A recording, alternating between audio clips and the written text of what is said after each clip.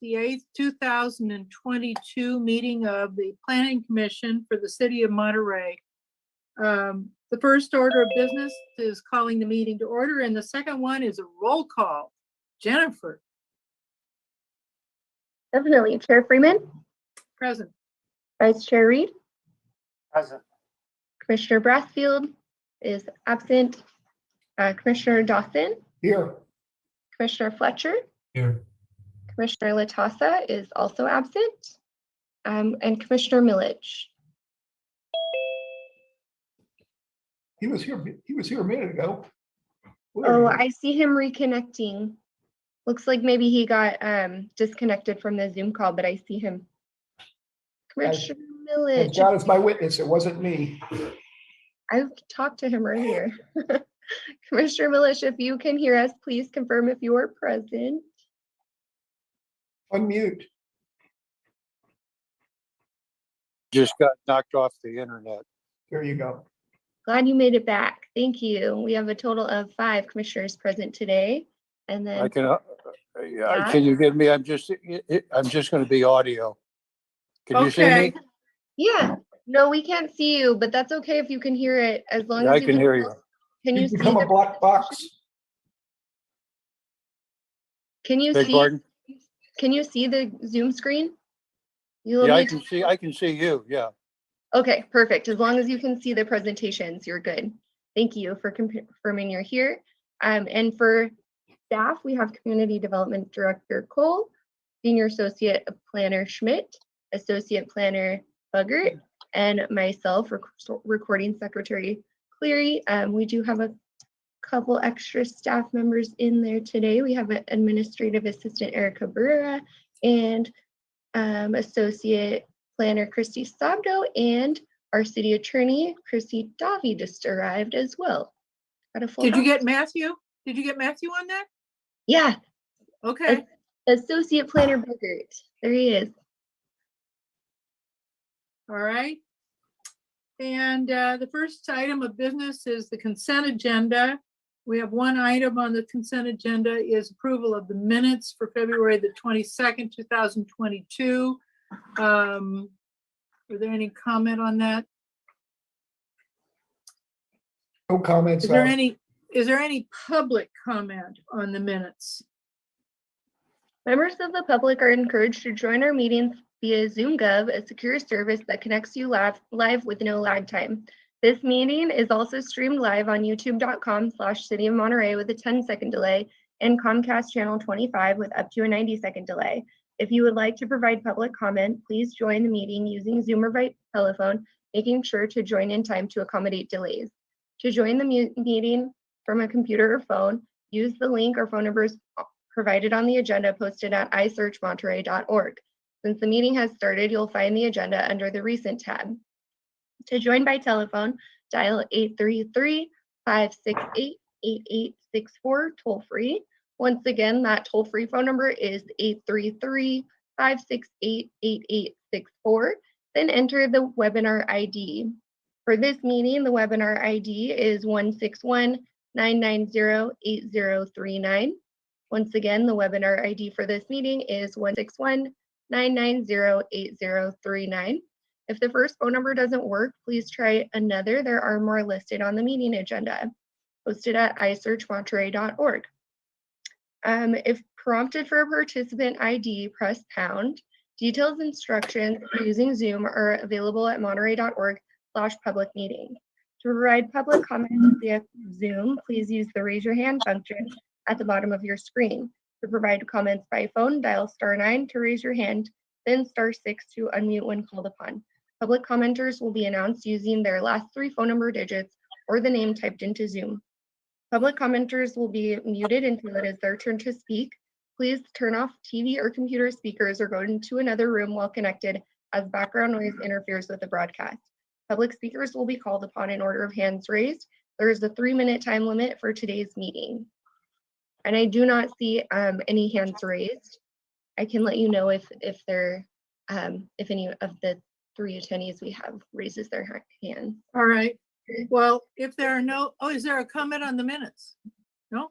If there are no comments on the minutes from the commission or from the public, Would somebody make a motion to approve? I move to approve as presented.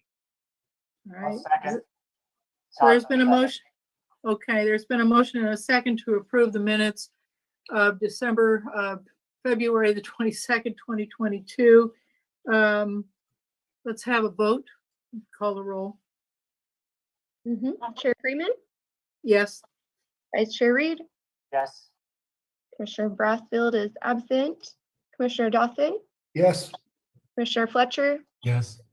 Commissioner Latassa is also absent, and Commissioner Milich. Here, This is for approval of the February 22nd minute. Yes or no? Yes or no, this is it.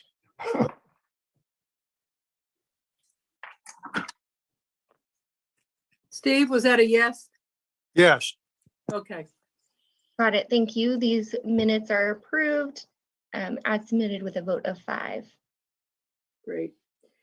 All right, the next item on our meeting agenda is open public comments for items not on the agenda. If anyone is tuned in and wants to make a comment on anything that's not on the agenda, now is the time to do it. Once again, to join the Zoom meeting from a computer or phone, use the link or phone numbers on the agenda posted at isearchmonterey.org. To join by telephone, dial 833-568-8864. That is the toll-free number. Then enter the webinar ID, which is 161-990-8039. Once again, the webinar ID is 161-990-8039. You can raise your hand. There's a button at the bottom of Zoom, or to provide public comments by phone, dial *9 to raise your hand, then *6 to unmute. And no hands are raised, so I think we can move on.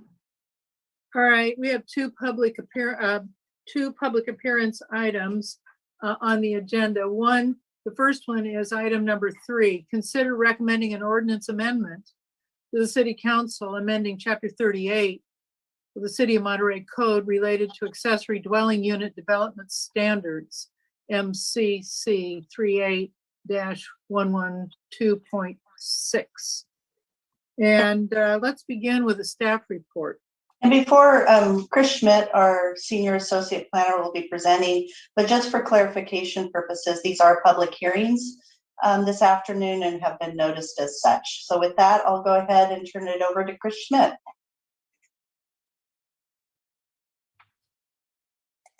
Thank you, Chair Freeman, and thank you, Kim.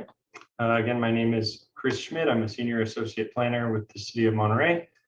And I've been working with a couple of applicants and prospective ADU builders. Since the ADU ordinance, we've kind of seen some of the issues or stopping points with some of those projects. So this is what we're presenting as an amendment to the ADU ordinance. So to start, staff's recommendation is that the Planning Commission recommends City Council adoption of the proposed ADU ordinance amendments. Just a bit of a background reminder. So in August of 2021, the Planning Commission considered an ADU ordinance. This was amendments to our previous ADU ordinance, which was adopted, I believe, in 2017 to be consistent with previous ADU law. In 2021, a new state law went into effect, and therefore the city followed with a new ordinance. In September, the Planning Commission recommended staff change a height limit for second-story ADUs in the R3 zone from 20 feet to 25 feet to be consistent with the R3 zone development standard. And then in November of 2021, the council adopted the ADU ordinance, including that change, and it was effective in December. Continuing background, so the adopted ordinance allows ADUs to be developed above an existing primary structure at the second story or above a garage in the R3 zone only.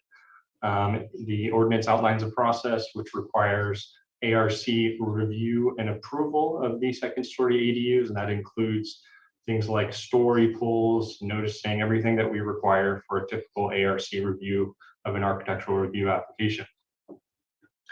ADUs greater than 16 feet in height must comply with the following development standards: lot coverage, floor area ratio, open space, and size requirements. The ordinance also required roof slope and form to match the primary structure. That was intended to make it fairly easy for non-discretionary ministerial review of building permits. Staff would just check to make sure that the roof forms match the existing home, and we could simply let our building staff know that it complied with the zoning requirement, and they could continue their normal plan check process. And then lastly, a section towards the end of the ordinance, it had this ambiguous line where the city may require new or separate sewer laterals for the ADUs. So we wanted to clean that up. So here are the proposed amendments. The new ordinance would allow construction above carports in the R3 zone only. We just wanted to provide additional clarification that we believe it was the Planning Commission's intent to allow them above covered parking. What the current ordinance says is above garages. And we had a number of inquiries about, could these be built above carports? So we felt that this was the intent and wanted to further clarify. The next one was to allow the exemption from those development standards, lot coverage, floor area ratio, open space, and size requirements, not to be limited or to be required for ADUs taller than 16 feet, and allow that exemption for ADUs taller than 25 feet. And that, again, in the R3 zone only. And I think that as we started to get a lot more people interested, once we had a new ordinance and saw applications coming in and builders, asking about projects, we noticed that a lot of the sites that these ADUs were proposed were already over on some of these requirements. In this zone, the floor area ratio and lot coverage standard ranges from 35 to 40%. And if you go and drive through these neighborhoods, a lot of them are built out quite a bit. And so we were proposing this amendment because I think the state law does allow property owners to, if they can't, build a separate ADU, they can convert existing space. So a lot of them would convert garages, and that was the main point that the Planning Commission wanted to limit, specifically garage conversions and loss of parking. So I'll go into a little bit more of that after this slide. So applicants may also apply an additional process that would require ARC approval, is applicants could apply for an exception to the roof matching requirement. Again, this is we saw some projects where the existing primary structure roof was hard to design another structure that was the same or similar roof style, or sometimes the style of the existing home, the roof style was not desirable by the property owner. And I have a slide on that following as well. And then lastly, I mentioned that the ambiguous sewer lateral, a sewer lateral may be required by staff. So what we've done is change it that a new or separate sewer lateral is required unless an inspection done by a plumber, a licensed plumber, demonstrates the existing sewer lateral meets the city standard, and then the applicant can go ahead and can tie in to that existing primary structure lateral. Since about half of these amendments I mentioned were just in the R3 zone, I wanted to show where these neighborhoods are. Again, these changes would be construction above carports and expand the height limit for the development standard exemption from 16 feet to 25 feet. So we have very large R3 zone neighborhoods in New Monterey, Old Town, Monterey Vista. There's a smaller one, and then the Oak Grove and over in the Laguna Grande and Kona, and so we have it at R3 zone in basically all of our residential neighborhoods. And maybe I can just jump in here and clarify. The existing code in the R3 district already allows ADUs to be increased from 16 to 25 feet with a ARC review. So it's not really an expansion of the height limit. It's clarification that it can occur above carports. Right. It's an expansion of the exemptions height limit. The exemption only applies to ADUs with a height of less than 16 feet, which we found was often infeasible. So one of the case examples that I'm showing here is we have an open application for this site at 522 Larkin Street. There's a proposed ADU above a garage at the rear on the Ord Street Alley property line. The site currently exceeds the FAR standard, and it must comply with that standard because the proposed ADU is taller than 16 feet. And here you see that elevation, side elevation of that proposed ADU. The staff's again proposing to change that 16-foot exemption limitation to 25 feet. And I will note that I've talked to this property owner many times, and then he said if he can't build a second story, he will convert his 2-car garage, and this is a rental income property, and his tenants will lose their garage parking, and he'll have more people living on site. So knowing that the Planning Commission really wanted to limit the street parking impacts from ADUs, staff felt that this expansion of the exemption height limit was absolutely justified. So again, this is the same site. The site actually has the story poles for that structure now, and you can't actually even see the ADU from the rear. So this property owner also really just does not want to build a flat roof because he's concerned for drainage, and he really just does not like the design. So he's proposed these 2 alternative designs and is more than happy to bring them to the ARC. And this amendment would allow the ARC to approve an alternative roof form, and the ARC would have to make the finding that the proposed roof is compatible with the existing home and the surrounding neighborhood, the existing primary dwelling, rather.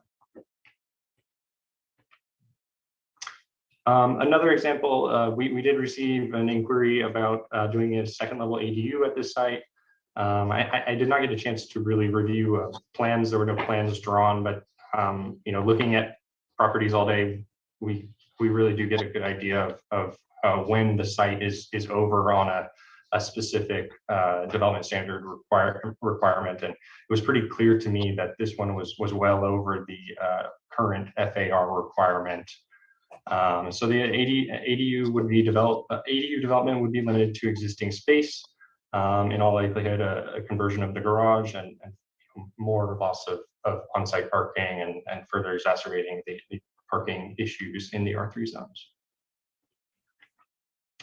And then lastly, I really wanted to show a general plan policy that we felt that ADU amendments to really allow further development of ADUs was consistent with our one of our housing element goals, goal B, and that's to broaden the choice of rental housing types available to residents.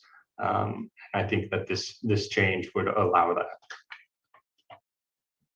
We did receive 2 public comments, one from Sharon Dwight, who has concerns for the visual effect of 25-foot tall ADUs above carports or garages. Also concerned for alternative roof designs, and then also requested notice for ADUs. Notices be sent to neighbors for ADUs.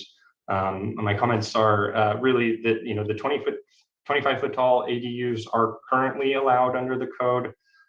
This amendment would generally allow probably quite a few more sites to be eligible to use this ADU ordinance.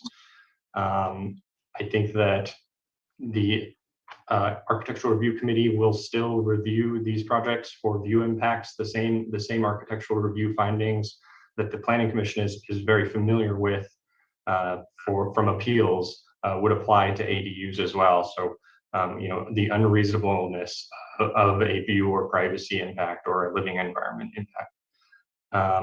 I think the concern for alternative roof designs, again, the ARC would approve these.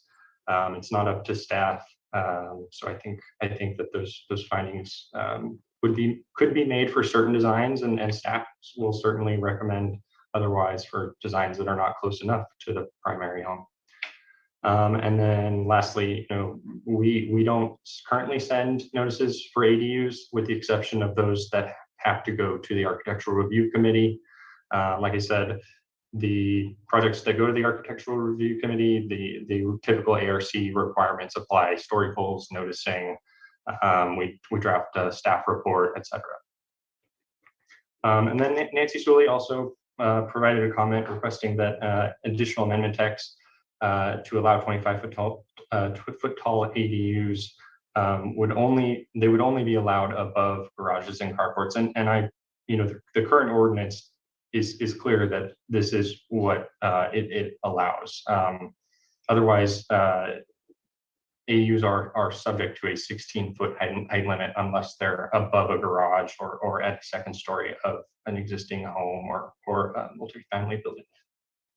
Chris, let me just cut in there and say that I think her point was the word existing, that the additional amendment to allow 25-foot ADUs only above existing garages or carports, not newly built. Okay, thank you. That's a good point.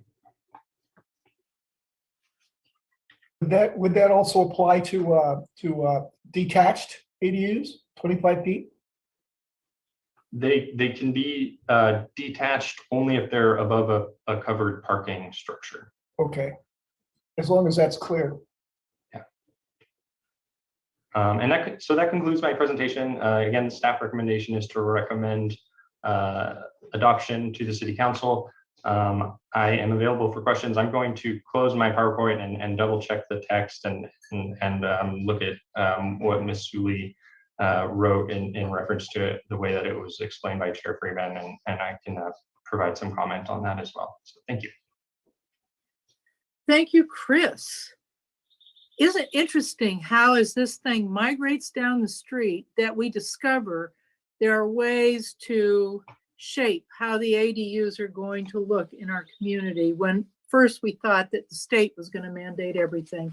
All right, Commissioner, questions for Chris or for Kim? Mike. I had a question. Back on page 11, there's a word there that should be properties, but it isn't.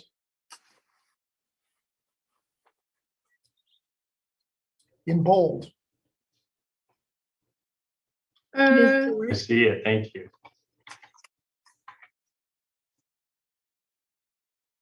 Okay. I have a question. I had a question too about using second units to encourage owner opportunities. Does that mean an opportunity to rent part of his house out, or does that mean an opportunity to sell it? So when our general plan was created in 2003, you have to remember that second units were prohibited. And so since 2003, the state laws changed at least 3 times, most recently, where they're no longer. And so in 2003, there was discussion that maybe the city should start to allow ADUs for homeownership opportunities. And at that time, that was a pretty radical discussion to be having at the community level. And then since then, it's been surpassed by state law, where obviously ADUs now are allowed with a building permit on all single family lots at 16 feet to meet certain development standards. So that part of our general plan, we never developed a program to create an ownership opportunity. And now that opportunity it's been basically replaced by state law. Okay, so the opportunity then is to be able to rent out a part of your Correct. Okay. All right. Other comments or Yes. questions for Milledge. the staff? Millage. Stephen. Yes. If I'm decide that I want to put a garage unit ADU, is there anything that prevents me from using the garage space underneath it as converting it into the unit as opposed to keeping it as a garage space? Would it be a 2-story garage or would it be a 1-story garage? Tough to get. Well, is there anything that keeps me from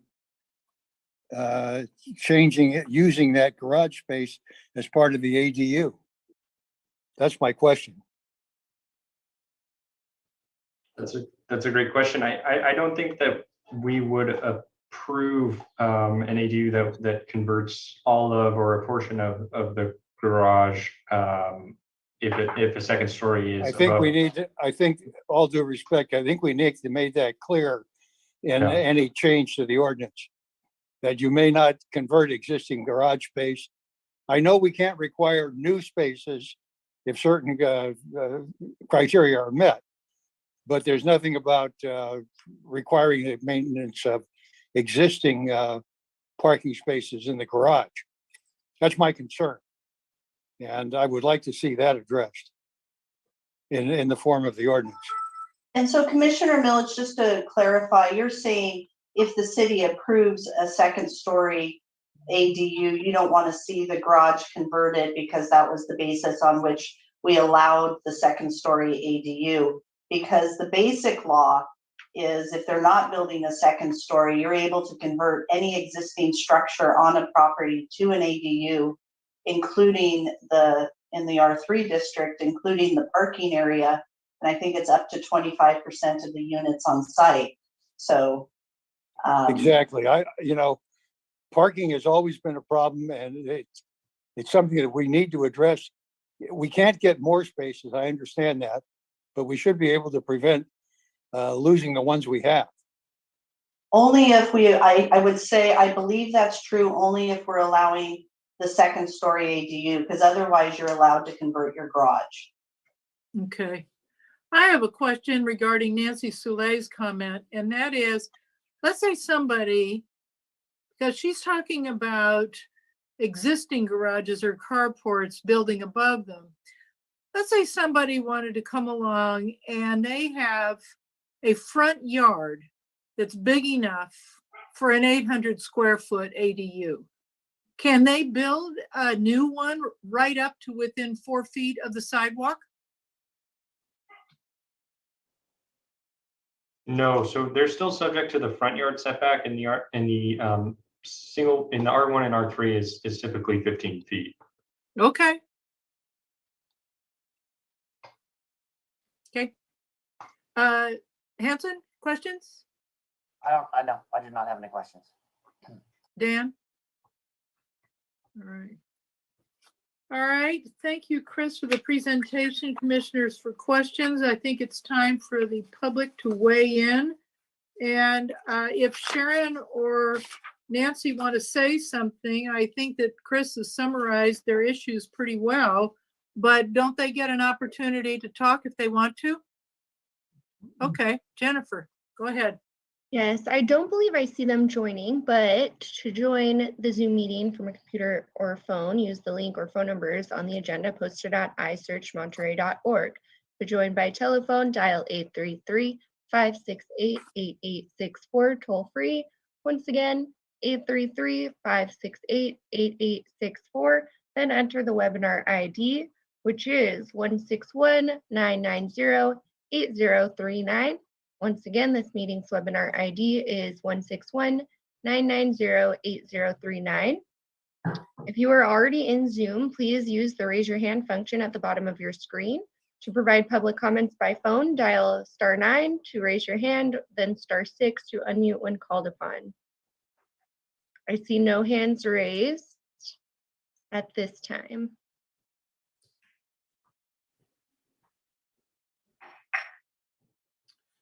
Okay, then let's move to, if somebody comes in, let's let them speak, but let's move to commissioner comments about these amendments to our ordinance. Mike. I was reading about the carports, and it seems to me that carports are pretty shakily built. Yeah. And before we put a house on top of a. And they look like hell too. And they look like hell, yeah. But they can be real flimsy. And so my problem is that I don't want to have to, clean up the mess when somebody crashes their flimsily built carport with a house on top of it. Well, let me just say this clearly. If you're going to put something on top of an existing structure, structurally, that's all going to have to come together. Most likely, a carport is going to be the walls or the posts or whatever. Well, even with a stick-built garage, you're going to have a problem with weight. Right. You have a second floor something overhead unit that now requires a foundation to support the first floor plus the second floor addition. And just so you know, this happens fairly frequently where they have to show new footings to independently support a second story, along with a licensed engineer's report submitted to the building department to confirm that the second story can be accommodated. And as Commissioner Fletcher mentioned, usually what we see is a separate support system for that second story. Okay. As long as we're looking. A house on toothpicks. All right. Other comments, Hanson? My only comments are that they all make sense. They're not really changing much of anything. It's just not even allowing for it. I think it's just clearing up ambiguities. Yeah. And the intent and purpose of it. I have no problems with them at all. It's only, this is all in the R3 zone. It's not, some of these are, but I have no problem with it all. I support it.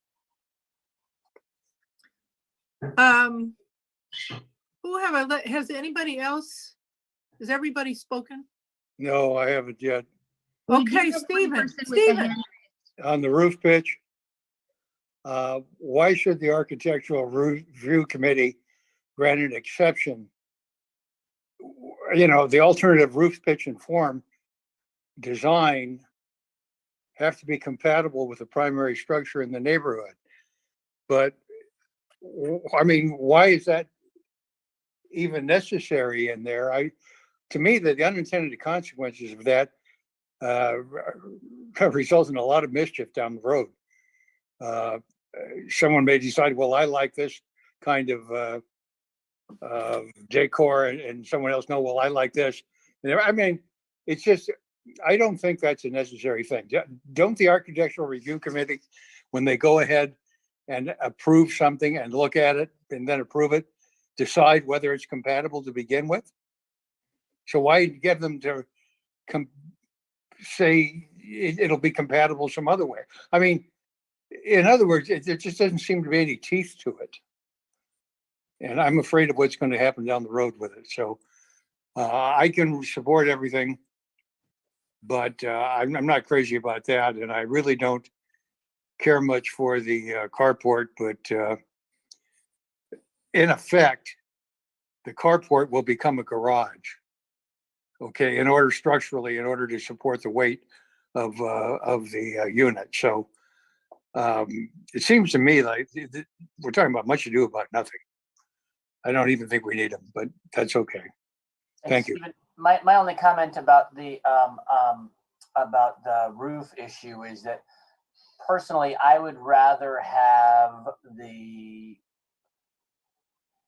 slightly pitched roof or some other non-quote compatible roof than having the owner remove the garage and have the garages be the ADU. Right? I'd rather keep the parking and give up the roof issue than lose the parking. And they're still going to get the ADU. So that's my only comment on it. I think we're allowing for some flexibility in order to maintain parking. Well, I think the 25 feet height limit gives you the flexibility to maintain the parking. No, it does. No, it does. But if for example, like for the one that Chris showed, that person didn't want to do a flat roof, so they proposed an alternative pitched roof. But that under the current code, that's not allowed. It needs to be a flat roof. So the owner said, I will rather have the ADUs and make my people park somewhere else than go up, maintain my parking, and do the flat roof. So to me, I think we're giving up some minor stuff with relating to roofs in order to maintain parking on the site. I hear it. My comments are, once again, I think that the public comments are well thought out. And I think that we should add the word existing to the ordinance language, such as Nancy Soule suggested, ADU built above a new or existing a garage or carport does not eliminate the parking space. Sharon's comments, I think, are also well thought out in that in the lighthouse area especially, they've asked for a setback on the second floor so that R3 buildings don't loom over the street. But I think that the protection there is the ARC review, so that if it became something like the example that Chris showed where it was right on the sidewalk and they couldn't do the ADU because of it. And I think that the roof design falls into the same bucket where, since there has to be some ARC review, then the case that Sharon used as an illustration, they came in with a 2-story box with a flat roof, would offer some protection from that kind of thing. But other than that, it does seem like we're refining our ability to control what the ADU is going to look like in the city of Monterey. And I think all of these changes are well thought out. And then, Sandy, my only comment about the existing garage or existing carport, what's to stop me from going and getting a permit to put in a garage and a carport?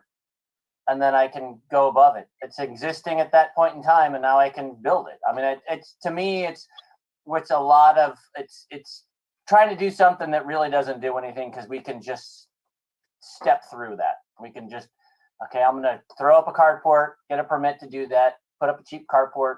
It's now existing, and I will put up an ADU on top of it. And again, it's only an R3 zone, so. Okay, I hear you. Are you going to do that? I'm not. I don't live in an R3 zone, so okay. All right. All right. We've heard the commissioner comments, and is there a motion? Is there a motion? Somebody raised their hand just a little bit after we went into commissioner comments. I think that they had joined when I made the announcement. So I'm guessing it just took them a little bit of time to get in there and raise their hand. So if you'd like to take that public comment, someone's hand is raised. Of course. We'll reopen public comment to hear the public commenter. Okay, I'm allowing them to talk. This is the person with the last 3 numbers, 763. Hi, this is Nancy Soule. I did want to comment there. Yes, the biggest concern that my husband and I had was that the existing parking could later on be removed and perhaps made into an ADU. And it sounds like you feel that the wording is completely solid, that no, the parking would have to stay if you're in fact going to be building above it for an ADU. The other part I wanted to comment, Sharon Dwight's comments in New Monterey are, have a lot of merit for cases where you do need to try to match or make something compatible with that design. In the case of that Larkin property, that's only 2 doors down from where my husband and I live.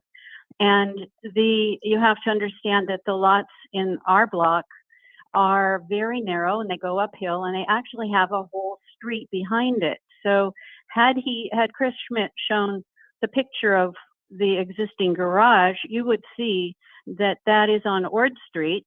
It's also part of the same property, and almost all of us owners have units behind it, and often they are above garages.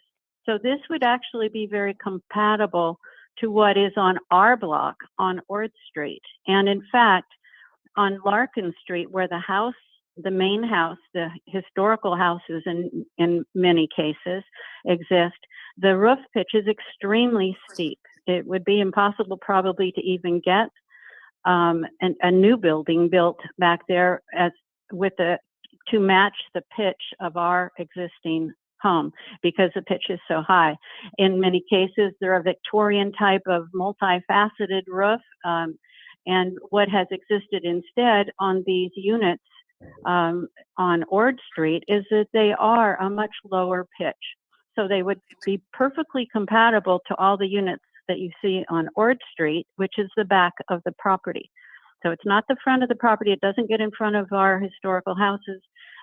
It is on Ord Street, and they would all be compatibly matched. So there has to be sometimes a look at the neighborhood and how it's laid out. And you would have seen that it probably is very compatible to have a lower pitched roof on that particular Larkin property. Thank you. Thank you, Nancy. All right, let's close public comment. And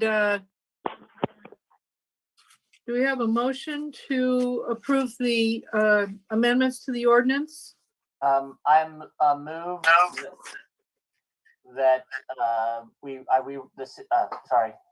move that we recommend the city council adopt an ordinance amending chapter 38 of the City of Monterey Code related to accessory dwelling units pursuant to the draft resolution attached to the packet and pursuant to the terms and under the findings that we made in the staff report and at the meeting. Wonderful. Is there a second? I'll second Dan? that. Yeah, I'll second that. There's been a motion and a second. Is there any discussion of the motion? Okay. Hearing none, let's take the roll call vote. Chair Freeman, Yes. Vice Chair Reed, Yes. Commissioner Brassfield is absent. Commissioner Dawson, Yes. Commissioner Fletcher, Yes. Commissioner Latassa is absent, and Commissioner Milich. Yes. Great. This recommendation to the City Council has been approved on a vote of 5, and it is appealable. Actually, I don't think this one is appealable because it's going straight to the council. So never mind. Approved with 5 votes. Thank you. All right, Jennifer. All right, our last public item is consider recommending City Council approval of application TM 210187 to amend Monterey City Code Chapter 38, Section 38-15 to establish a bicycle and equipment rentals use classification, and Section 3844 to add bicycle equipment rentals as a principally permitted use in the open space zoning district, and amend the Lighthouse specific plan and downtown specific plan to allow bicycle equipment rentals as a principally permitted use. The applicants are Mark Marquez and Joaquin Sullivan. We'll start with a staff report. So it'll be my pleasure to introduce Matthew Bugger, who's an associate planner with the City of Monterey, who will be reviewing this item with you. I think at a staff level, we were actually fairly surprised when we were reviewing our downtown and lighthouse specific plans that bicycle rentals was not specifically allowed. I don't think that was ever an intentional omission, but it's definitely a growing industry that we at the city would like to support. There's also been a unique opportunity with a city property that's come for lease in our open space district, an existing building that might be a great place for a bicycle rental use. So with that, I will turn it over to Matthew, who will give you more details about this proposed amendment.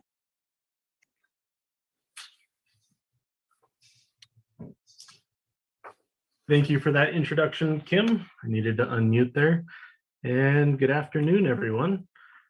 My name is Matthew Buggart, and as Kim said, I am a recent addition to the city's planning office as an associate planner. I'm happy to be here and presenting to all of you on a proposed zoning amendment that would allow bicycle and equipment rentals in certain parts of the city. I'm going to try and advance this slide. The overall recommendation for this project is to recommend that the City Council approve amendments to the Monterey City Code Open Space Zoning District, Lighthouse Specific Plan, and Downtown Specific Plan that would establish a bicycle equipment rentals use classification and allow that use as principally permitted in each of these zoning areas. To provide some background, the amendments are proposed by joint applicants, both Mark Marquez and Joaquin Sullivan. Mark Marquez is with Epicenter Cycling, which is an existing business at 230 Lighthouse Avenue that sells bikes and associated equipment. The business is located in the Lighthouse Specific Plan area. Joaquin Sullivan is with Big Sur Adventures. They're a business that is looking for a location in Monterey. As Kim noted, at the 401 Camino El Estero building. There's an image of here on the slide. It's the old visitor center building and is located in the open space zoning district and typically leased by the city. The building is currently vacant, does not have a tenant. If the old visitor center building does not work out, they would like to instead aim to open a business somewhere in the downtown area. These applicants have stated a need for allowing bicycle rentals use, and as Kim said, staff generally agrees. Under the city's existing zoning, new bicycle rental businesses are not specifically permitted as an allowable use in these areas. The open space zoning allows some commercial uses, but does not include renting equipment. And both the Lighthouse Specific Plan adopted in 2016 and Downtown Specific Plan adopted in 2013 don't either. The existing bicycle rental shops in the city are located in other zoning districts for the most part, so would not be directly affected by this proposal. And the next few slides are going to show a few maps of where the amendments would apply in the city. First up, here's a map of the city's parcels that are zoned open space. The old visitor center building that Big Sur Adventures would lease with the city is located in the middle there next to Lake El Estero. And as you can see, open space parcels are located throughout the city. This map shows the boundary of the Lighthouse Specific Plan area that would be affected. Epicenter Cycling is located where the red circle is on the right side of the image along Lighthouse Avenue. And lastly, here's the extent of the Downtown Specific Plan area that would be affected by the proposed amendments. The proposal. The zoning amendments would create a new use classification specifically for bicycle equipment rentals and allow it as a principally permitted use in the three areas described in the previous slides. The definition would state that the use includes the rental of bicycles, electric bicycles, and associated equipment, such as helmets, bike gloves, and similar items, including their storage and repair. A bicycle is a device upon which a person may ride, which is propelled by human power through a system of belts, chain, or gears having two wheels. The definition excludes scooters and quadricycles or surreys, meaning the new businesses in these areas could not rent them as part of their business without further review, or actually in general. And the definition for electric bicycles defers to the California Vehicle Code section 312.5. This section of the code addresses all types of electric bicycles. Consistency with the zoning ordinance and city general plan. The next few slides are going to go through general consistency with these planning documents. There are a few goals and policies that discuss, actually there's a number of goals and policies that discuss encouraging access to bicycles, convenience, and attractiveness to using alternative modes of transportation. Policy D.1 proposes to expand on the success of the rec trail and make bicycling throughout Monterey safe and enjoyable. Specific to the open space zoning district, its purpose is to designate open space areas and use as open space.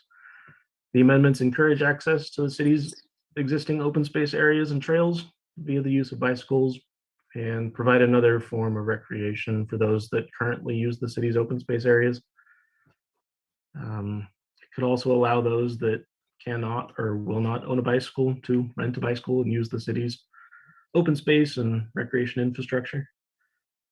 The amendments would also not increase the area of land subject to flooding, slides, or other hazards that may affect public health or safety. The Lighthouse Specific Plan states a need for enhancing bicycle connections wherever feasible. The amendments would create new bicycle opportunities to do so.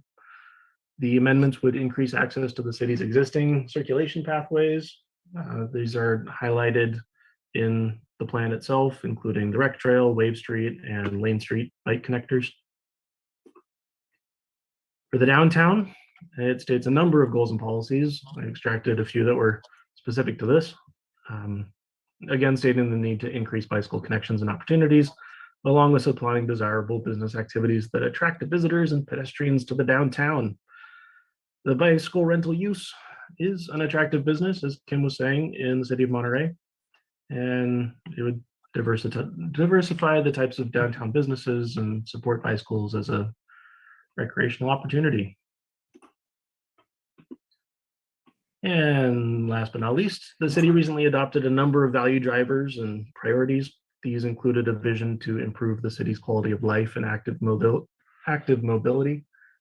The amendments would foster opportunities for the public to stay physically and mentally active through the bicycle rental use and ability to use our inventory of trails, and would expand opportunities for people of all ages and abilities to bike.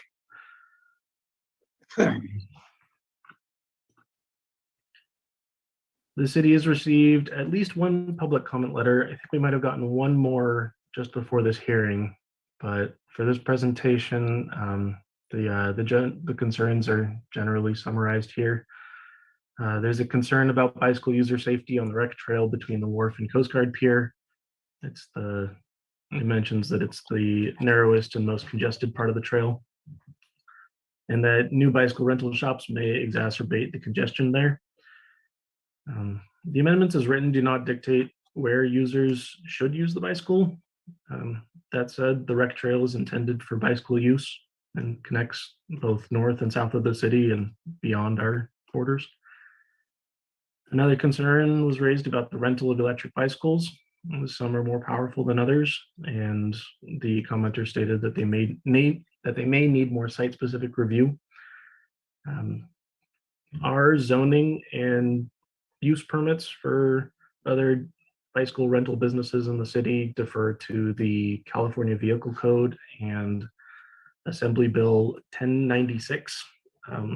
These regulations govern what types of electric bikes are allowed and where they can be used, whether it's on the rec trail, main roadways, bike lanes, etc. The existing bike rental shops in the city have this information and should know the restrictions. They've all received packets, and they're supposed to be communicating this to their bicycle rental users. The commenter also requested that a use permit process be used for future bicycle rental businesses. This was discussed with staff, but we couldn't find a meaningful benefit or change. The application for a new bike rental business might change. Operationally, the use is mostly storage, and then the user visits and uses the bike infrastructure outside of the building. Also, any outdoors displays would still require a sign permit to limit potential impacts to the exterior of proposed business locations. So ultimately, staff does not recommend changes to the amendments following the public comment. That said, staff's recommendation to the Planning Commission is to recommend that City Council approve amendments that would establish a bicycle equipment rentals use classification and principally permit use in the open space district, the Lighthouse Specific Plan area, and the Downtown Specific Plan area. This concludes staff's presentation. Staff can answer questions or elaborate if you need. And the joint applications should be on the line and available to answer questions as well. Very good. Matthew, this was your first presentation of the Planning Commission, is that correct? That is correct, yes. That was great. You did great. So are there questions for Matthew? I have a question, and I'm looking over this way because you're over here on this screen, but my camera's over here. So I apologize for that. I'm not looking like I'm looking at you. No worries. So this is just the Lighthouse and the downtown, but what about New Monterey? Sorry, not New Monterey. What about North Fremont? I mean, are there other areas where bikes are permissibly permitted in the city? So Bike rental, sorry. yeah, and Kim can also jump in if needed, but for the purposes of this application, it was applicants that were applying for locations, and so the changes to the code were focused on the areas that they were interested in. Yeah, there's potentially an opportunity. We did discuss this at the staff level. We may be in the future bringing back to you amendments for the North Fremont specific plan area. And potentially even we're working on our Cannery Row land use plan, which is the coastal plan, where we're going to have to look, reevaluate all the uses in the coastal plan area. So we will probably be looking at that area with our coastal plan update. So we thought this was a great opportunity. We have, some large areas of the city. Lighthouse, includes both Lighthouse and I believe it is Foam Street. We have the whole of downtown, and we have our open space areas where we have some businesses that really want to open up and expand. So we decided to seize that opportunity. That's what they filed the application for. I think we will probably in the future be looking at other areas as well. That was my question. My only question is what's the status in the other areas? And it seems like they should be. I won't get into.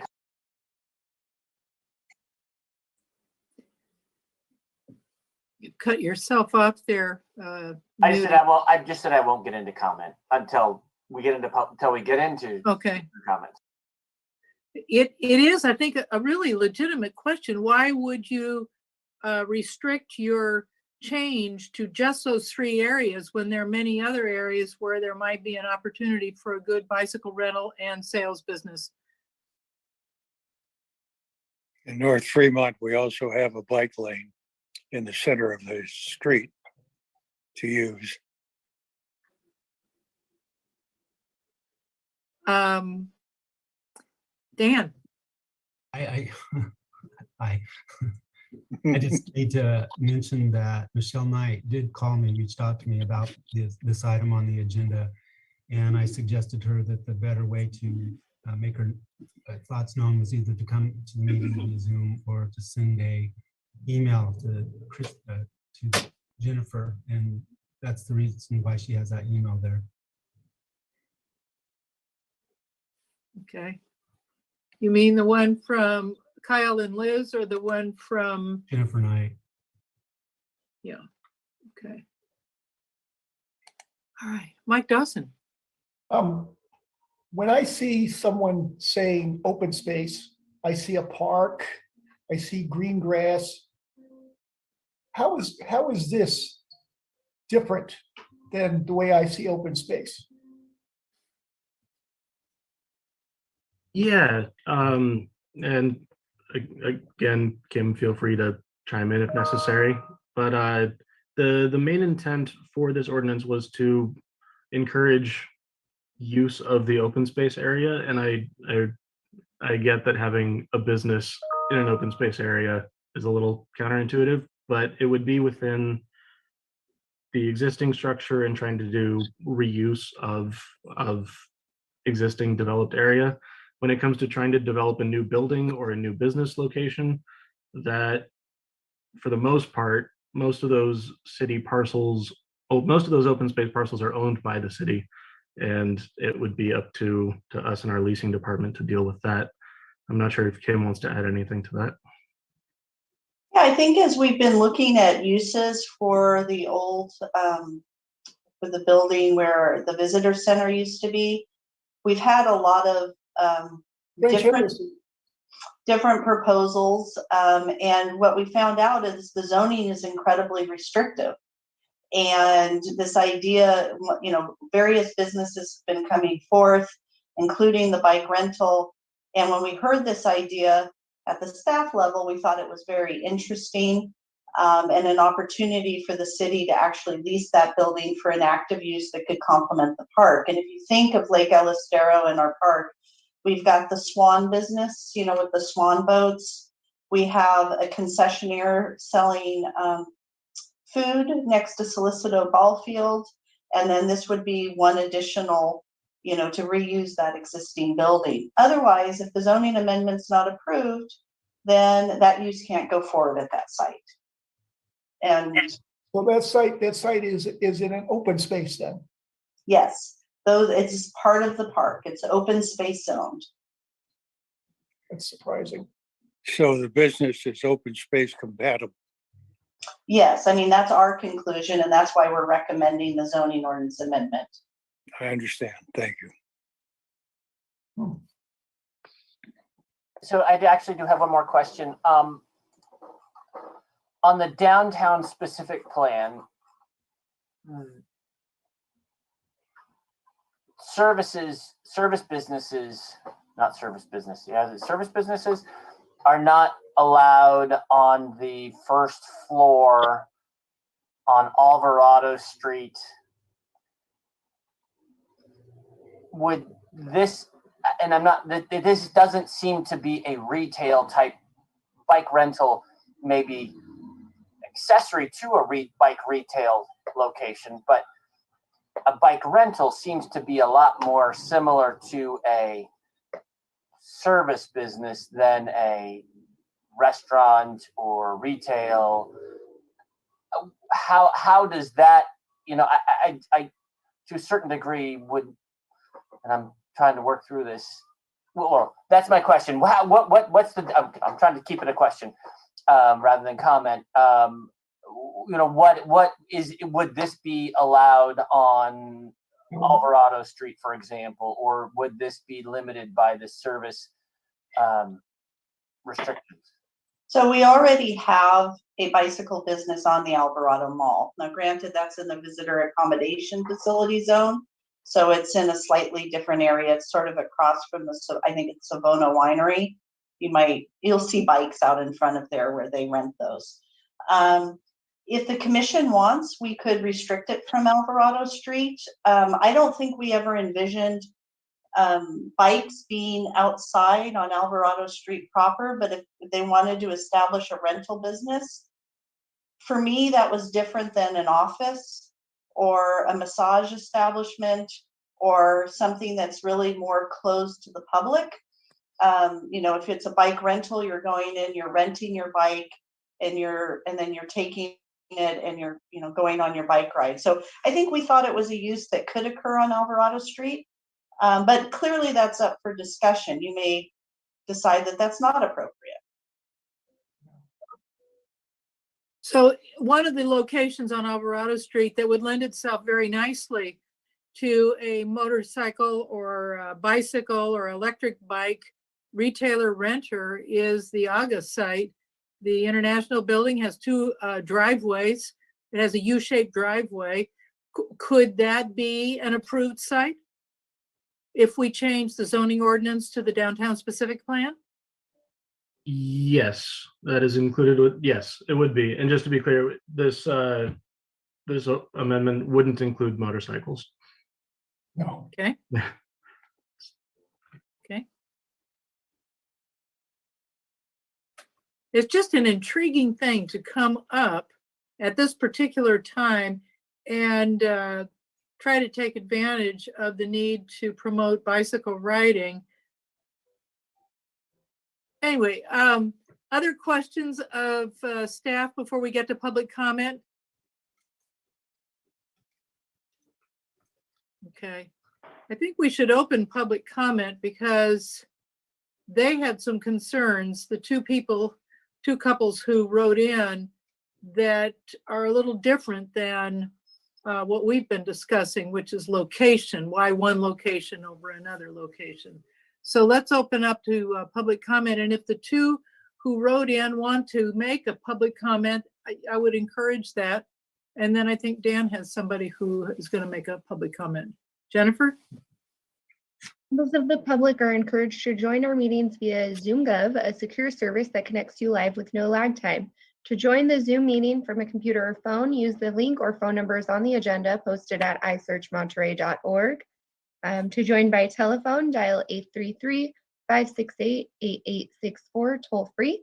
Once again, that number is 833-568-8864.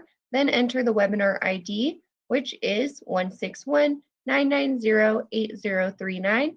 Once again, the webinar ID is 161-990-8039. To provide public comment via Zoom, please use the raise your hand function at the bottom of your screen. To provide comments by phone, dial *9 to raise your hand, then *6 to unmute when called upon. And I do see two hands raised. Apologies, I do not know which hand went up first, but I will go who's first in my list, which is Michelle and Frank Knight. I am giving you the floor. Hi, this is Michelle Knight. My husband and I are the founders of Adventures by the Sea. And I want to start off by saying we are extremely pro-bike. And I had submitted the letter to you, which is via email. And since then, I did speak with Kimberly Cole and got clarification that actually bike rentals are not allowed in those locations at present. So I want to say that we definitely support adding bike rentals as an allowed use in all of these spaces. However, I want to reiterate that we sincerely believe it should be via a use permit process, not principally permitted, because that would allow simply an over-the-counter anyone to go in. And I think, as my letter points out, I really feel that not all locations are created equally, and not all locations in these three zones may be suitable for a busy bike rental business. And with the permitting process, the city retains the ability to ascertain and whether, appropriateness of sites and to provide conditions, safety procedures, and safe operating processes. So I hope that you will direct staff to rewrite the amendments to allow bike rentals in these zones, but via a use permit process. And we believe that this is the best of both worlds, as it allows the use, but without cutting out the ability for the city to have an analysis or input in the process. So thank you very much, and good luck. So this would be conditionally permitted, Kim? No, principally. What she is suggesting, what our public commenter is suggesting, is conditionally permitted? Okay. We do have one other commenter, Kyle Wareham, and just a reminder, we did not, the applicants have not gotten a chance to speak yet. So I will unmute Kyle Wareham, public commenter. You should be able to speak with us now.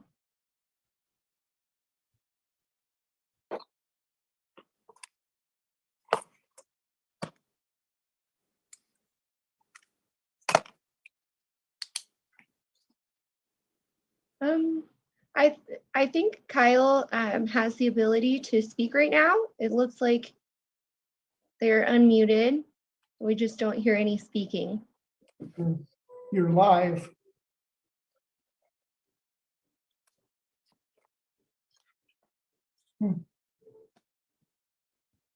Mm. We do have another commenter, so while Kyle is figuring that out, I will allow Mark to speak.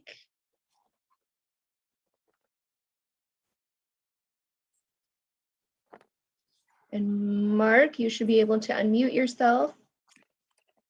Yes, hello. I'm not sure if everybody can hear me. Good evening. Hello. We can, thank you. Perfect. Thank you. Well, first of all, I'd like to thank you all for the time. I appreciate the consideration. My name is Mark Marquez. I'm the general manager at Epicenter Recycling. We would like to start by saying we absolutely love our location. It's been fantastic. We were currently renting bikes out of that location until we were notified that we did not have the correct permit, which is what prompted us to follow the appropriate, permit process.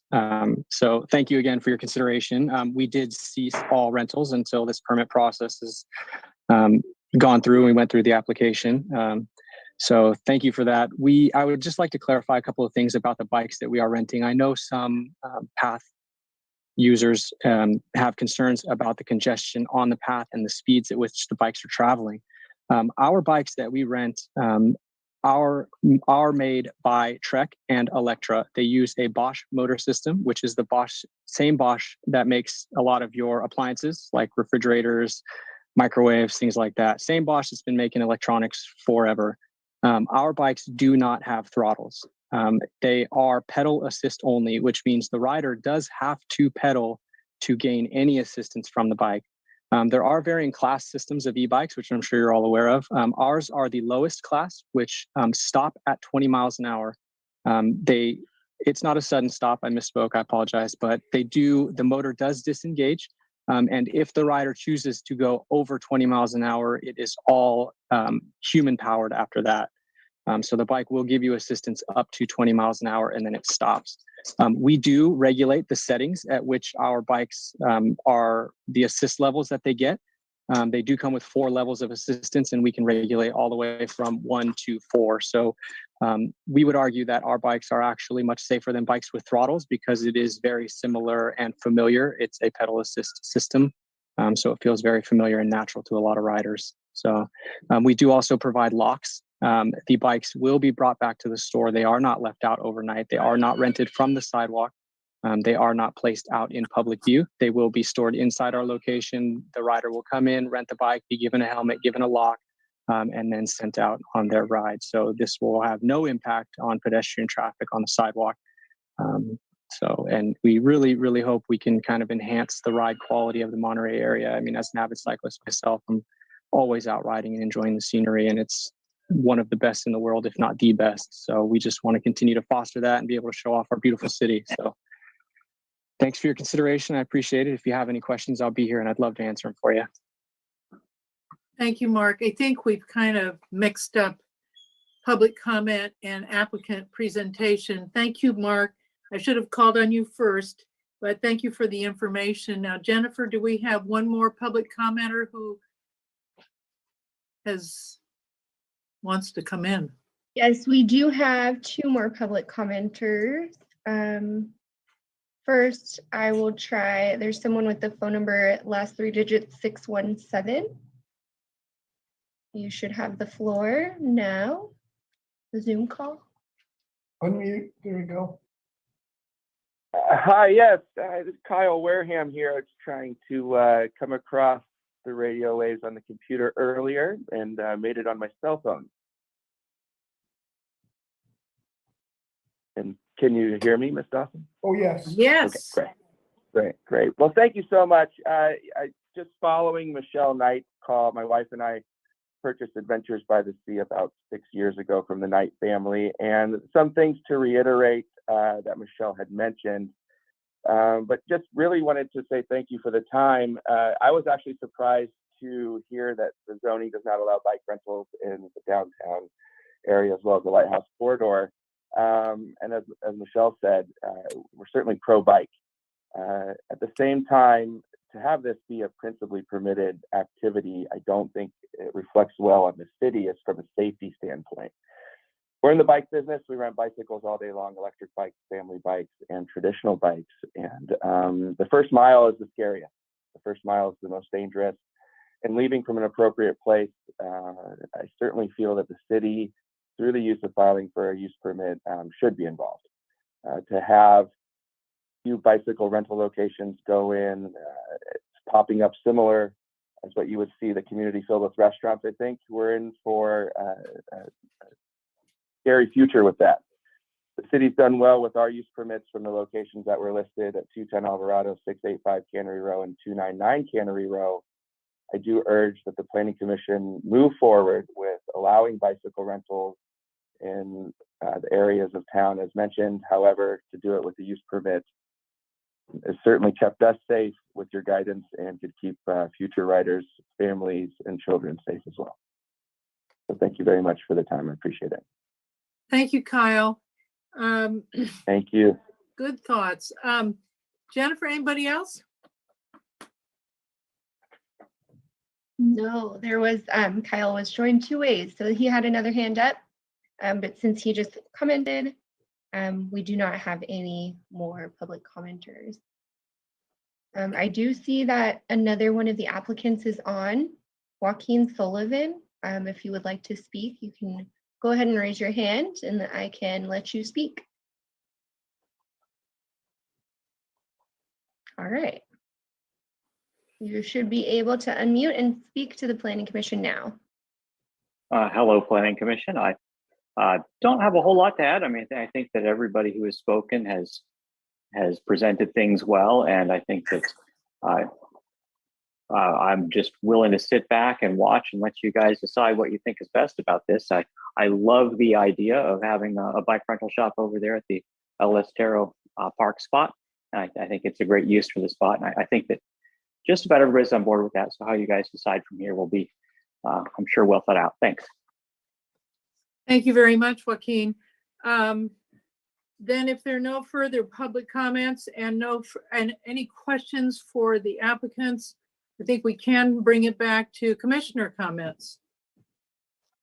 Mike Dawson. I noticed that we have a path misspelled on packet page 24. And also in the whereases, it's the same PATS instead of PATHS.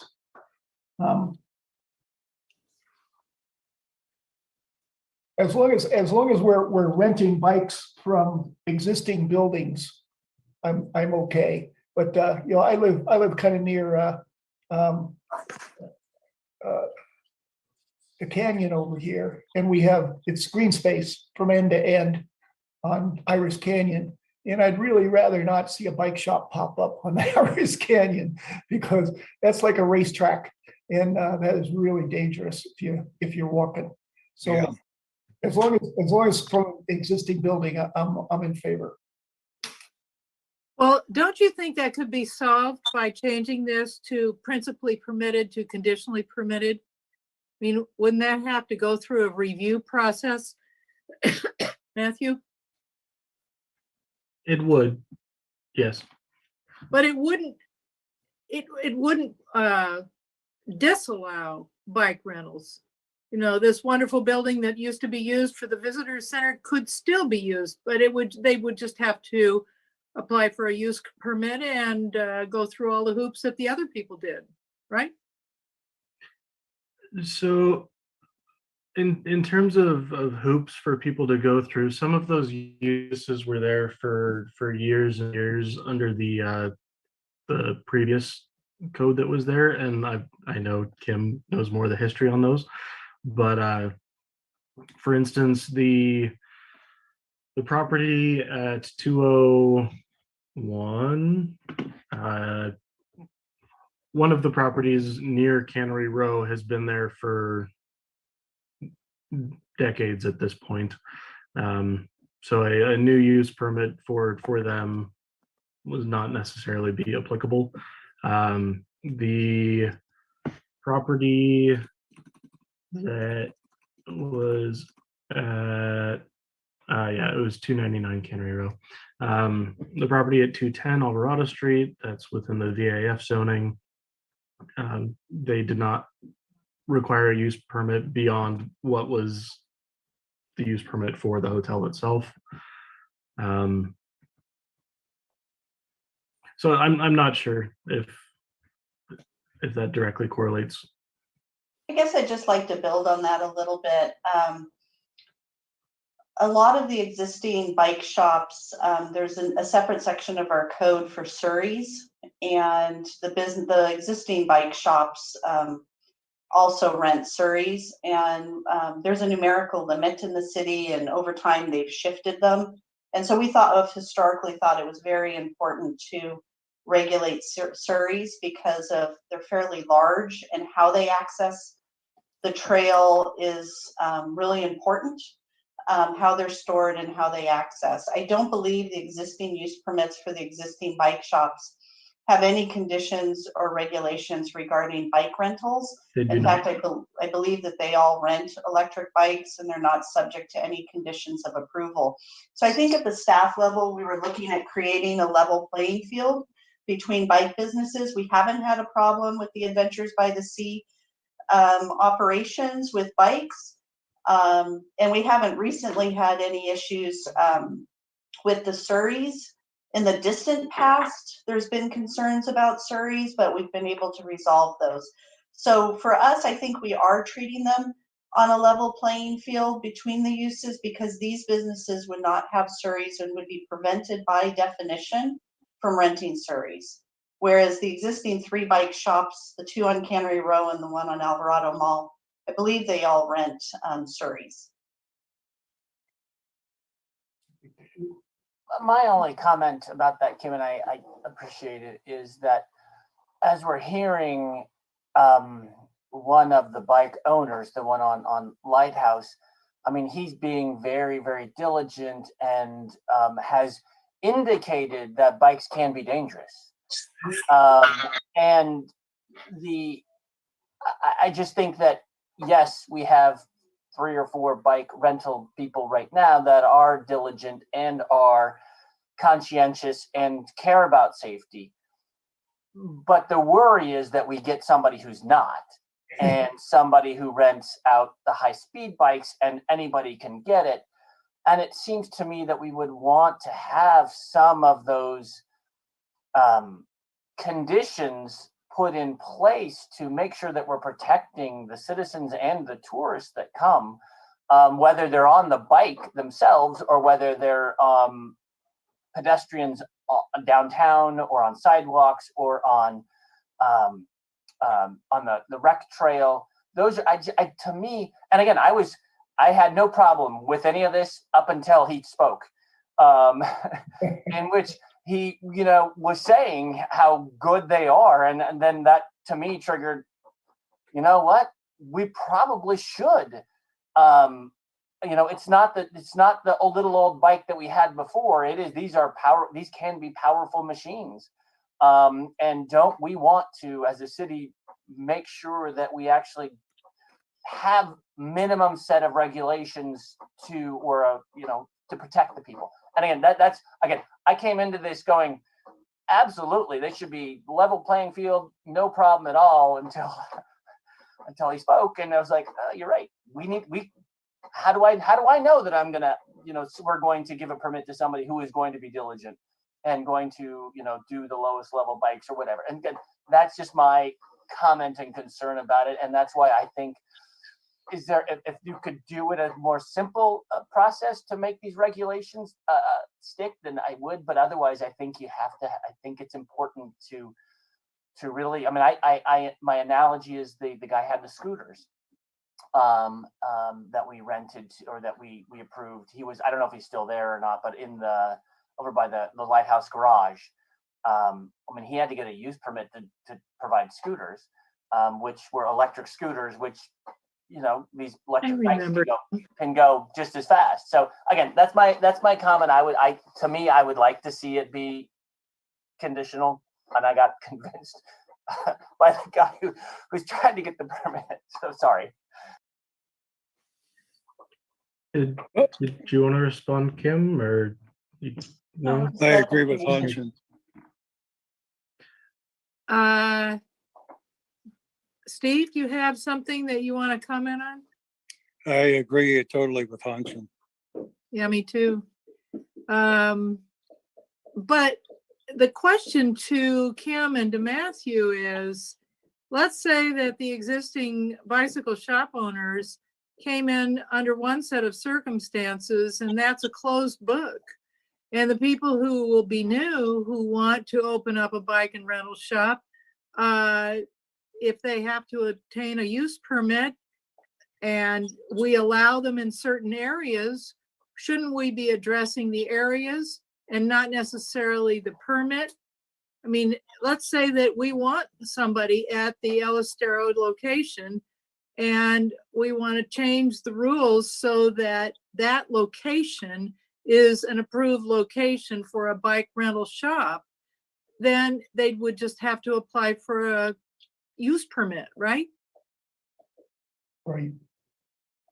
So Yep. correct. I mean, the way you're discussing it, they would have to apply for a use permit, which is a fee, an application, a public hearing, a review process. And so the question is can these businesses operate like the existing businesses for bikes that have no conditions of approval for bikes that have been operating well? And I think for the most part, at the staff level, we think that can happen. We're not seeing the types of impacts, and you're welcome to have more concerns and recommend it as a conditionally permitted use. We just didn't see that at the staff level. And Okay. my only comment to that is, I mean, there's lots of where it's a use that's no longer that you can't do, but you're grandfathered in. And that happens all the time. That happens in zoning, that happens in business. It's just the facts. If and when they go out of business and they close shop, anybody who wanted to come in and do that at that location now is playing under the same rules. I mean, that's to me, it's not there's the level playing field is they got in early, and before it was a problem, and now it's not a problem. So They got into the ship before it started to sink. Question. Okay. If in fact we abandon the permit process, how should I say, get rid of a bad operator? Because with the permit, with the use permit, we can say, oh no, you can't do that, so we're going to pull your permit. But if there's no permit, then we have no hammer, and that's a problem. So on that note, I think I'd mentioned in one of these slides that the city generally refers to the California Vehicle Code and Assembly Bill 1096, and they govern the use of e-bikes throughout the state. And there's a form that usually that has been provided to these bicycle rental operators in the past. And from the state level, the different types of e-bikes are supposed to be labeled as such. They're supposed to be capped at a certain miles per hour. The 20 miles per hour is what's allowed on the rec trail, for instance, and beyond that is not, and those are for regular roadways. When it comes to the age restrictions, all of this is included in those laws. And I think that's one reason why maybe those operators haven't really had a lot of issues, is because they are supposed to be adhering to this, and our public works traffic engineers have sent this information to them, and if they don't want to get in trouble, they should adhere to that. I can't say that for everything moving forward, but I'm just saying in general, they should know what they're supposed to do. And to date, traffic engineering has sent them letters on that. Yeah, I might just ask Ms. Davi, who's our city attorney, who's been able to join us today. If you have anything additionally to add, I would appreciate that. Sure, thank you. I think what would be helpful for us as staff if the commission might end up recommending to have this be a use permit is to sort of help articulate the concern of how the business operation is potentially unsafe or a nuisance or hazardous or in need of regulation. And so I think it's important to distinguish between people that operate once they leave a business versus how the business is operating itself. So, for example, automobile rentals are principally permitted in the C3 district.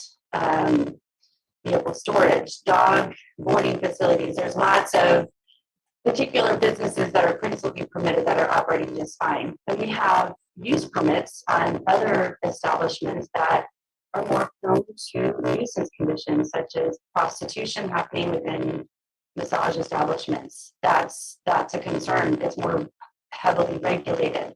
We will be more heavily regulating cannabis sales facilities because they're cash operations and there's public safety concerns that go along with the operation of that business. We allow restaurants, the food and beverage establishments that serve food with alcohol to be principally permitted. That doesn't mean there's not going to be someone that consumes too much beer and drives off and gets in a crash. And so I think what I'm not understanding from the Planning Commission's discussion is what is it about the operation of the bicycle shop that is as opposed to people leaving the shop with a bike and driving crazy on a bicycle or not following rules. The city can, regulate as a regulator, or there's already many state laws that Matthew has highlighted under the vehicle code that address bad actors, which can happen at any time. And so I think what would help us, if we're going to need to craft some conditions, would to know what is it about operating a bike shop that is a concern. Apart from the fact that leave the establishment, that would be helpful, I think, for us to better understand. Are we preempted by the state law from making it a conditional use permit? I don't think so. Well, it depends on what you're trying to regulate. If you want to regulate how fast a bike can be operated on the recreation trail, that's one thing. Trying to, I guess I'm not sure. I can't answer that until I know what regulations might be. And as I've listened to this discussion, which I think is really good and productive and interesting, I'm just not sure as staff how we would, what is it you're looking to have regulated? Is it hours of operation? Is it the number of staff on site? Is it, I'm thinking in terms of other businesses that are subject to use permit regulations and for good reason. Sometimes if you're going to have live entertainment, you don't want it to get too out of hand indoors in certain locations. And so you can impose restrictions on that to avoid nuisance conditions. But I guess, Chrissy, my only comment is that I guess I find this more analogous to the e-scooters that were rented that we did that was part of a use permit. And I don't all I remember is that we approved it and there were conditions, and I cannot remember what we did with those I think it was required to provide a notice. I mean, again, I can't remember what it all is, and I'd have to think about, is it right, I don't really care per se if they have 4 employees or 5 employees or 6 employees or hours of operation to a certain degree. I guess it is the worry maybe about the type of equipment and that gets rented out. What if somebody does rent? Again, I know nothing about e-bikes at all. So I'm neophyte on that. I don't know anything about the qualifications or what you can and cannot buy, how fast they can go, or anything else like that. But if you're a bike rental is renting a bike that goes 35 miles an hour, right? And again, I'm just correct, I see Matthew. Yeah. I see you like shaking your head, you can't do that. But again, to me, this is talking without knowing what the requirements are, is if you could do that, well, then that's more of a scooter. That's not a bike. That's my, And we could say it's permitted as long as the maximum speed is 20 miles per hour. There are things that could be a condition of the electric, or you could prohibit to say we're only going to principally permit bicycle and not even consider electric. I mean, I think nowadays electric is pretty prevalent. Yep. If you go to Fort Ord on a mountain bike, like I do pretty regularly, there's a lot of people on electric bikes now. I'm on a me-powered bike, not a me-powered bike, but it's something that you see with regularity, and I think it's a new mode of transportation that people are trying to take advantage of. And I think with the scooters, and Kim or Chris could correct me if I'm wrong, but there were different concerns with those companies, and I'm forgetting the names of them, and the scooters being left all over the city and not picked up and blocking sidewalks, and there were very different concerns presented.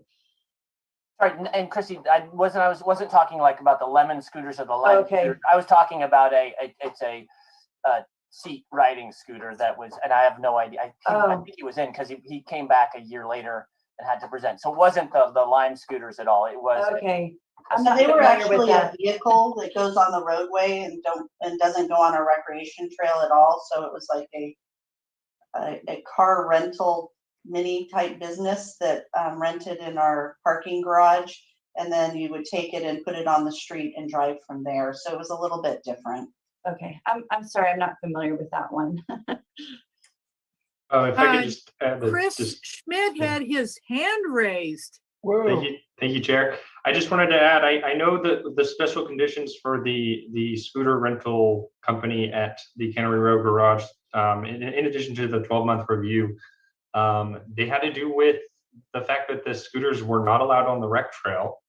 The applicant had to clearly explain to the customers that the scooters were not allowed on the rec trail. They had to sign a waiver which stated that, and them acknowledging it. And he also had to put a map on each scooter showing that these were areas that they could not go onto the rec trail. So I think it's it's a little different. These are different types of vehicles. So the question is, if we put any any conditions on this, what would they be? Yeah, I can't think of one other than like reckless and crazy handling. But then that's the customers and not the owners of the bike shop. True enough. Well, we could require that that the owners of the bike shop do what is done previously, that they have signed acknowledgements, waivers, et cetera, that what the law is, this and that, if we want to do that. But then again, you get to the point where if somebody is, breaking the law and is consistently doing it and is a bad operator, as Hansen pointed out, we have nothing to bargain with them, unless we have a conditional permit requiring a certain kind of conduct. I don't think we could be preempted if we tried to mimic and the state law and the vehicle code. We'd be preempted from doing that. There's a clear section in the vehicle code that says that we're preempted. Local jurisdictions are preempted from adopting laws that conflict with what's in the vehicle code. But we wouldn't be doing that. We would be requiring them to comply with the law, and if there are laws, et cetera, or certain special conditions, such as waivers and knowledge and acknowledging that they notify each and every customer, blah, blah, blah, blah. Insurance. What You can have, excuse me. Sorry, Stephen. Sorry. we could require them, I'm not saying we have to, but we could require that they have a certain amount of insurance, naming the city as a beneficiary in the event of a lawsuit to defend and et cetera, et cetera. There's a whole lot of things we could do to that aren't actually affected by the vehicle code and would not be preempted. But whether we want to do that or not, I don't know. Yeah. So one of the things that, I mean, I think, potentially this could be bifurcated a little bit. So bicycles, so the me bikes, not the e-bikes, to quote city attorney, and e-bikes with a maximum speed of are principally permitted, and then anything over that would require a use permit. Something like that. I'm comfortable with that. Again, it's more of the where does this go, and somebody gets something that. I think e-bikes as a form of transportation are brilliant. It's a whole lot cheaper to buy an e-bike than to buy a car, and it's going to be the wave of the future, I think, for going commuting. So I have no problem with that. I think that that's not a bike. Then that is something else, and I would like to see some protection. It may be cheaper to buy the car than to fill it with gas. Yeah. We're talking about three different issues here. One is the inventory content of the business. One is the location of the business, and one is the behavior of the person who buys or rents. So, focusing on the location that's a desirable location for the city and for the applicant. I think one of the issues is opening up locations where a bicycle sales and rental business can be located. And then some of the other safety concerns about what type of inventory can be housed. All of this points to a conditional permit, not a principal permit. So this is my opinion. Conditional. I think Dan had his hand up. Yeah, I wanted, Many times and for a long time too. I just wanted to piggyback on what Hanson said. When I first started reading the staff report and whatnot, I kept thinking, like, my biggest concern with anything that has to do with cycling is just how crazy it is along the ocean and the rec trail, and the speed and riding 3-4 across. And Hanson, what you said about limiting this or going beyond 20 miles an hour would require a use permit, I would agree with. There needs to be, I think we need to double down on the awareness of what I see as significant problems. I completely avoid the area for some time now because it's just out of control on the rec trail. Yeah.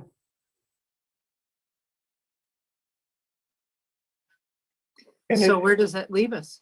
there's another question too, is where does this end? How many bike shops can we have? Are we gonna just keep adding them until they start to fail? Or what?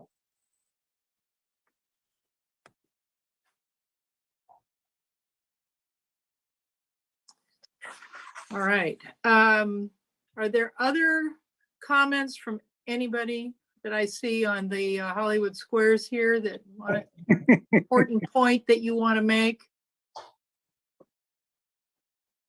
All right. Why don't we try for a motion? I don't think I'm ready to make a motion because I just don't know what Okay. I don't know what I think. I mean, and I hate to say this, right? I hate to push it off, but I think I need more information, right? I don't want to make a motion and say principally permitted for pedal powered bikes and e-bikes going, or under 20 miles. Cause I just don't, I think we need staff to come up with something to provide to us that we can then look at and then, cause we're going to write it really poorly and staff is going to write it correctly.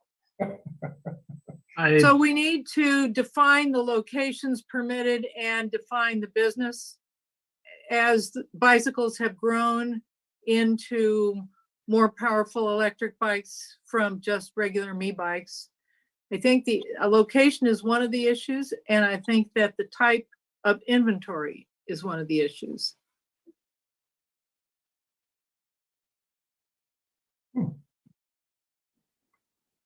No?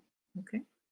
Yes, How do we feel about giving this back to staff for more info? I'm with you. I agree. And I also want to encourage the people who applied that I think that everyone is really interested in your business and interested in your being able to locate in the old visitor center on Lake Elistero. I think it's an ideal location, but the public letters raise awareness of issues that I don't think I certainly wasn't aware of. So perhaps redefining the application might be the best bet. So Kim, how do we go forward? I would just recommend continuance, and let's try to give a date certain. Because I actually believe we can come up with some definitions. There's some state law definitions of e-bikes and that are fairly easy to refer to. And I think I understand the direction you're going. So let me just look at the calendar. It's March 8th.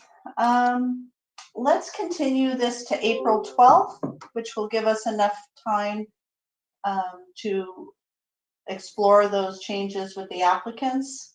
And I think there's some definitions that can be referred to, class 1 and class 2 e-bikes versus class 3 requiring a use permit is sort of what I'm hearing. And then there's the double X bike that goes 100 miles an hour.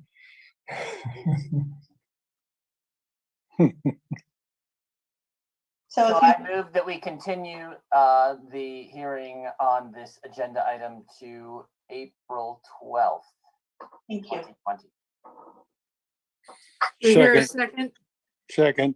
Motion has been made and seconded to continue the issue to April 12th. The issue being the approval of amending the City Code Chapter 38 to establish a bicycle and equipment rental use in various locations in the city. Excellent. Jennifer? And do you also want to include in there the other areas like North Fremont? Take a look and see whether maybe we should just cast a wider net, do it one time rather than do it piecemeal. I think great idea. Well, that would require new noticing to do that, right, Kim? That's a different project, so we couldn't continue it. Okay. And doing it this way would inform the future for other people who want to set up shop in those other locations. Yes. Okay. Are we ready for a vote? See. Commissioner Freeman? Yes. Vice Chair Reed? Yes. Commissioner Brassfield is absent. Commissioner Dawson? Yes. Commissioner Fletcher? Yes. Commissioner Latassa is also absent, and Commissioner Milich? Yes. Okay, this item is continued to April 12th, 2022 on a vote of 5. Thank you. Excellent. Thank you, Jennifer.